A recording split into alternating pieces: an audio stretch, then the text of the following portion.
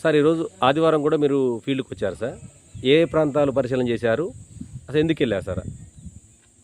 ఈ మన పాండురంగాపురం గ్రామ పంచాయతీలో గీసరల్లి మరియు ఇప్పలగుంపు పాండురంగాపురం అక్కడ వాటర్ ప్రాబ్లం ఉందని చెప్పేసి నా దృష్టికి వచ్చింది.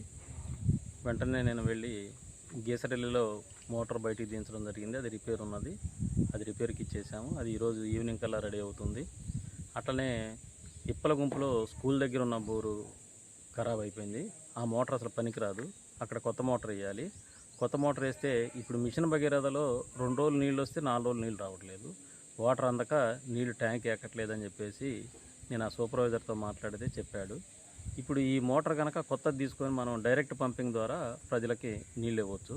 అందుకని ఈ 2-3 రోజుల్లో నేను కొత్త మోటార్ తీసుకొని స్కూల్ దగ్గర ఏదైతే బోర్ ఉందో దానికి ఫిక్స్ చేయడం జరుగుతుంది. అదేవిధంగా పాండురంగాపురం మెయిన్ సెంటర్లో ముద్దులగూడెం వెళ్ళే రోడ్లో ఒక సీసీ రోడ్డు వేశారు. గతంలో చిన్న దారి ఉండేది. అది సీసీ రోడ్డు వేసినప్పుడు ఏమైందంటే దాన్ని వెడల్పు చేసేసి సీసీ రోడ్డు వేయడం జరిగింది. సీసీ రోడ్డు వేయకముందు రోడ్డుకి మధ్య భాగంలో పైప్ లైన్ ఉన్నది. దాన్ని ఇప్పుడు ఏం చేసామంటే సీసీ రోడ్డు పక్కన ఆనుకొని కరెక్ట్గా 60 మీటర్లు వచ్చింది కొలిస్తే. ఆ 60 మీటర్లో కొత్త పైప్ లైన్ వేయించేసి ఆ బజారు మొత్తానికి కూడా నీళ్ళు ఇవ్వడం జరుగుతుంది. Thank you sir.